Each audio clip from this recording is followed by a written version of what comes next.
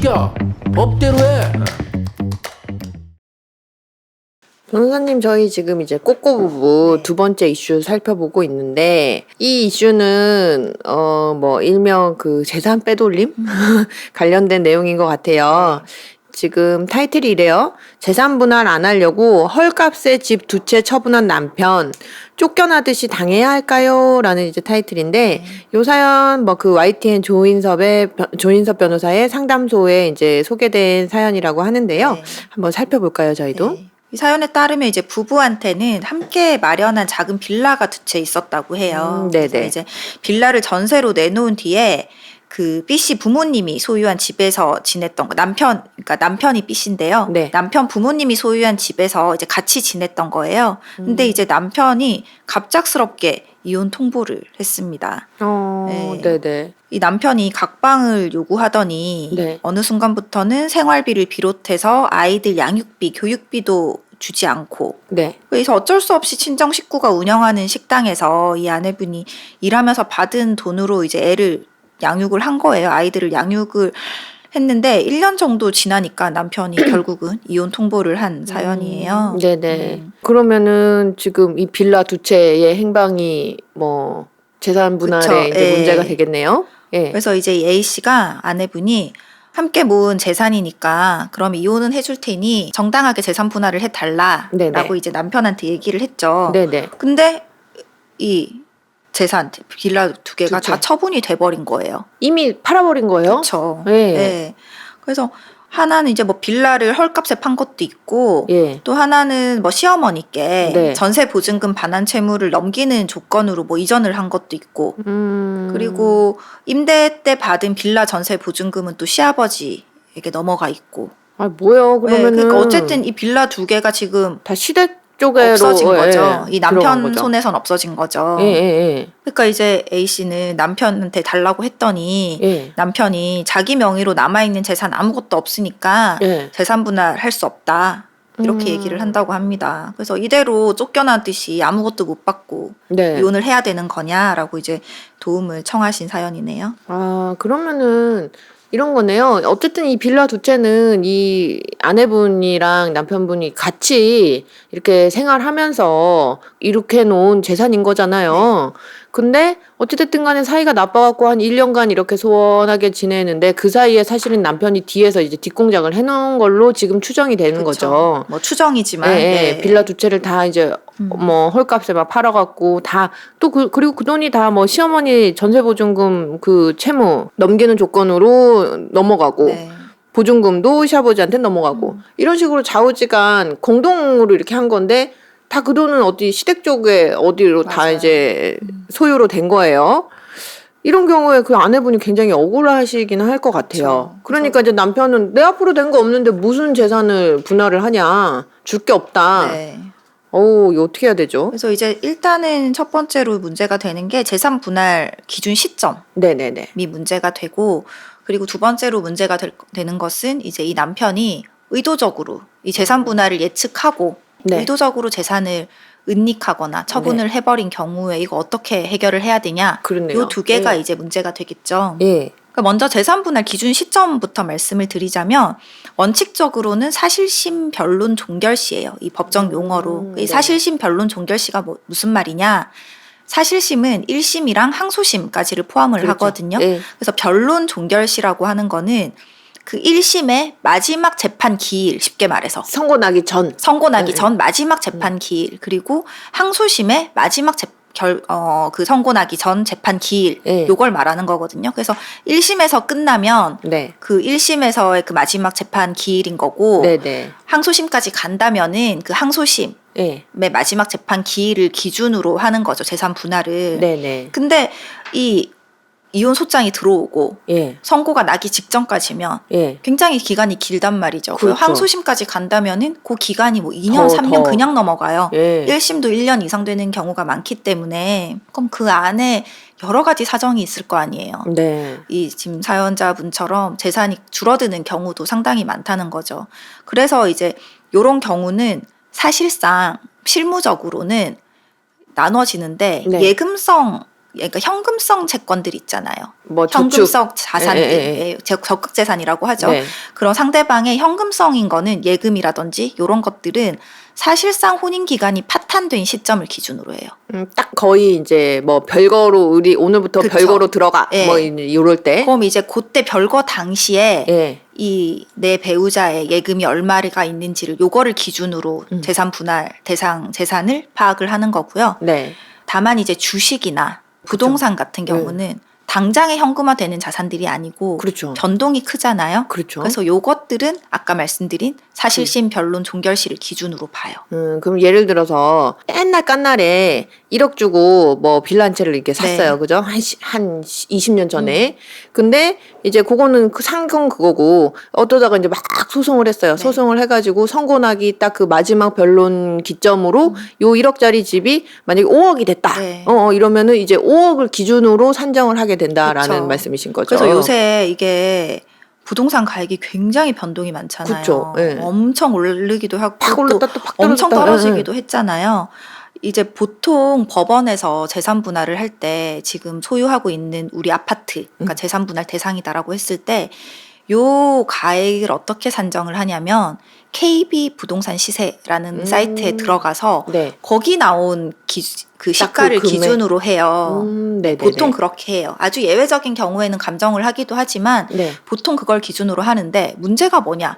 이 최근에 매매가 있어야 되는 거예요. 그래서 최근 매매를 기준으로 가액이 올라가 있는데 네네. 요즘 어때요? 부동산 시장이 다 정체가 돼 있단 그쵸. 말이에요. 실제 가액은 훨씬 내려가 있는데 막 최근에 팔린 가격은 되게 올라가 있으니까 지금 이 부동산을 소유하고 계시는 분들이 재산 분할을 할 때 완전 마이너스다. 나 지금 대출 받아서 재산 분할 해줄 판이다. 그렇네요. 그래서 그걸 어쨌든 매매가 좀 되는 시점까지 기다리기 위해서 항소심까지 진행을 하는 경우도 그런 있어요. 경우도 예. 그렇네요.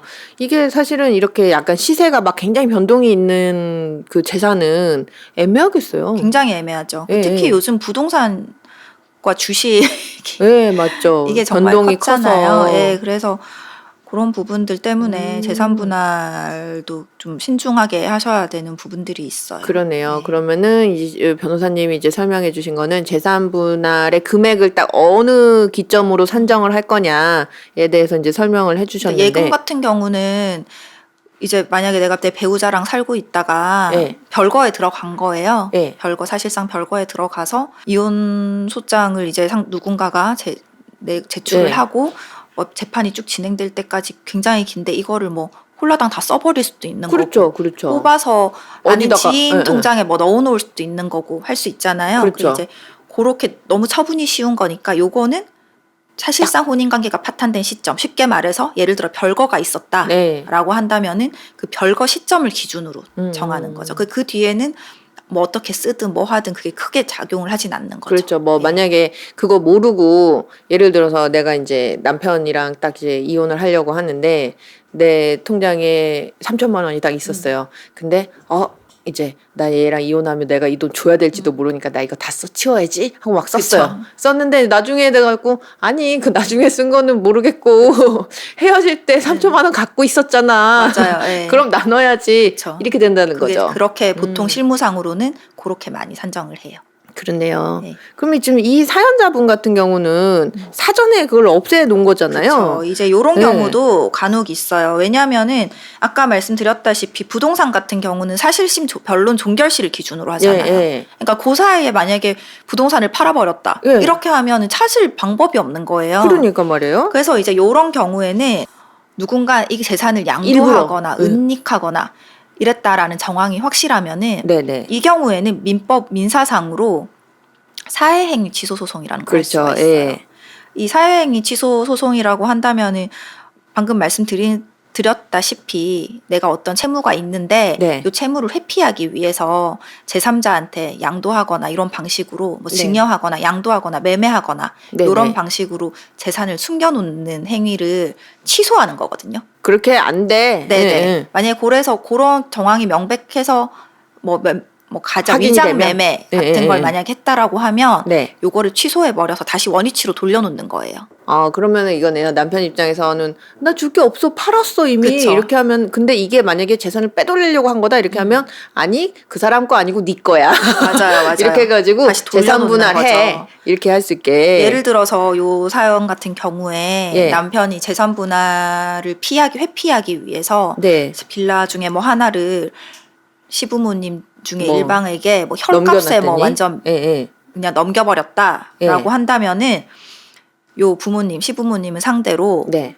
그 취소하는 취소 거예요? 소송을 하면은 음. 다시 이제 여기로 돌아오는 거죠. 남편 소유로 돌아오는 거죠. 그러니까 그런 거네요. 예를 들어서 4명이로 돼 있으면 줘야 되잖아요. 나눠야 되니까. 사실은 이거 1억짜리인데 그냥 우리 엄마한테 매매한 것처럼 마치 3천만 원에 팔았어. 그건 내 마음이니까 이렇게 하고 이제 명의만 엄마로 되어 있는 거지 사실은 내 거잖아요. 그쵸. 근데 내가 이제 배우자한테 주기 싫어갖고 그렇게 해놓은 거지. 그렇게 하면 이거 걸리면 그냥 안 돼. 그러니까 이게 네. 아무 뭐 매매를 했다고 해서 반드시 그러니까 이혼 소장 접수 이후에 누군가에게 매매를 했다고 해서 반드시 사회행위에 해당된다고 볼 수는 그런 없지만 없죠. 예. 방금 말씀하신 것처럼 지나치게 헐값에 매매를 했다거나 예. 그리고 매매를 했으면은 요즘은 조금 더 치밀하게 돈도 주고받고 형식적으로 뭐, 예. 뭐 계약서도 쓰고 매매 그 계약서도 쓰고 뭐 예. 차용증도 쓰고 하기는 하지만 그런 게 있는지 없는지도 좀 확인을 하셔야 되고 음. 얼마의 매매가 됐는지도 확인을 하셔야 되고 네. 실제로 돈이 넘어갔는지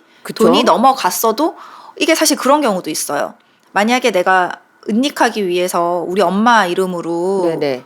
이거를 넘겨놓은 거예요. 넘겨놨는데 매매로. 응. 돈을 받았을 거 아니에요. 그렇죠. 그 돈을 내가 줬다가 네.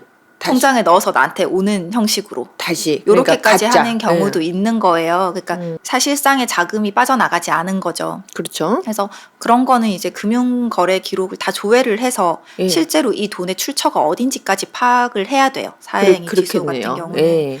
그리고 실제로 있었던 사례를 좀 들자면 예. 사회행위 취소는 입증이 굉장히 중요하잖아요. 그렇죠. 지금 얘기하는 네, 것만 네. 봐도 이 매매가 가짜야. 모든 정황을 살펴봤을 때 나를 해하기 위해서 이루어진 매매이기 때문에 가짜야 취소돼야 돼라고 하려면 왜 취소돼야 되는지에 대한 입증을 해야 된단 말이죠. 그렇죠. 그런 경우에 뭐 예를 들어서 등기비 같은 걸 누가 냈는지 이런 비용을 누가 다 댔는지 네네. 이런 것까지도 굉장히 몇십만 원, 뭐 몇백만 원이지만 그쵸. 그런 것까지도 전부 다 수집을 해서 그렇죠. 제출을 해서 이제 입증을 해야 되는 부분이 있는 거죠. 그러니까 막말로 그렇잖아요. 내가 이제 판 사람이고 산 사람이면 등기 뭐 취득해갖고 등기를 한다 이렇게 하면 나는 이제 팔았으니까 그걸 내가 왜 줘요. 뭐 산 사람이 알아서 해야 되는 그런 부분인데 가만히 봤더니 이걸 다 내가 해주는 거야. 그러면 이 사람은 명의만 빌려준 그쵸. 거지 사실은 이런 거짓말이다 이런 걸 좀 입증할 수 있는 증거가 되기도 한다라는 거죠.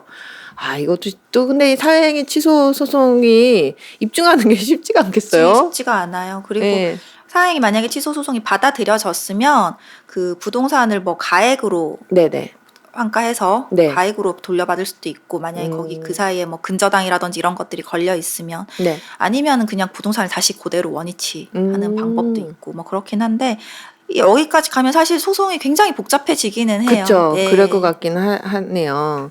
근데 어찌됐든 간에 이 사연자분은 만약에 이 헐값에 이 집 두 채 처분한 남편의 행위가 뭐 조금 그런 사회 행위에 해당이 되는 것 같다. 그래서 나는 이걸 좀 따져보겠다라고 하신다면 이런 어떤 뭐 구제할 수 있는 소송의 방식이 있으니까 그리고 이거 하나 네. 더 말씀드려야 될 게 사회행위 취소 같은 경우는 소멸시효가 되게 짧아요. 그래요. 그래서 이 사회행위가 있었던 날로부터 5년 그리고 플러스 내가 이걸 안 날로부터 1년 안에 해야 되는 거예요. 둘 다 충족을 해야 되기 때문에 네네. 이런 사회행위를 알았다라고 하면 좀 빨리 진행을 하셔야 될 필요가 그렇네요. 있습니다. 이거 이제 뭐 나중에 내가 어떻게 한번 해봐야지 하고 하다가 시효가 지나버릴 수가 그쵸. 있겠어요. 그 시효가 지나면 그런 거잖아요. 이게 사회 행위가 진정 맞다고 할지라도 그쵸. 제기할 수 시효가 있는 지나서 방법이 없는 거죠. 어떻게 못해 이렇게 억울한 상황이 생길 수도 있겠어요. 그래서 이제 오늘 우리 꼬꼬부부도 요렇게 좀 이렇게 재산 빼돌리는 요런 내용을 한번 달아본 적이 없었던 것 같은데 네. 한번 이렇게 같이 살펴보면 어떨까 해서 이렇게 준비를 해봤습니다. 네, 수고하셨습니다. 감사합니다.